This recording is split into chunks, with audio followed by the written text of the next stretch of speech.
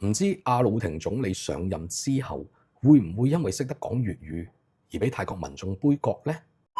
精神啊，各位老細，相信大家呢兩日一定俾一條新聞刷屏。泰國新上任嘅總理阿努廷祖籍竟然係廣東新會人，佢自己喺泰國廣肇會館第45屆理事會就職典禮上面都有講。我本身係廣東新會人，而且佢都有分享喺屋企每日大家都係會用粵語交流，呢啲咪就係家庭教育嘅重要性咯。如果連一個最基本嘅語言環境都俾唔到下一代，其實真係唔怪而家啲小朋友唔主動去學粵語咯。近排返咗一趟廣東，同身邊嘅朋友都有交流，大家都好頭痛小朋友學粵語呢件事。有啲朋友就會 download 啲舊嘅動畫片，譬如話哆啦 A 夢啊、蠟筆小新、忍者亂太郎，逼佢哋睇。冇錯，真係逼佢哋睇啊！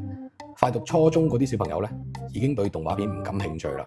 咁就每晚做完作業之後咧，家長會捉佢哋睇《我和僵屍有個約會》、《尋秦記》呢啲經典電視劇。其實唔單止小朋友拗晒頭，覺得爹哋媽咪係咪癲咗？連我哋做父母嘅都覺得，而家學粵語要用到邪修大法㗎啦！突然之間諗到一個蠻好笑嘅事情，唔知阿努廷總理上任之後，會唔會因為識得講粵語而俾泰國民眾杯葛呢？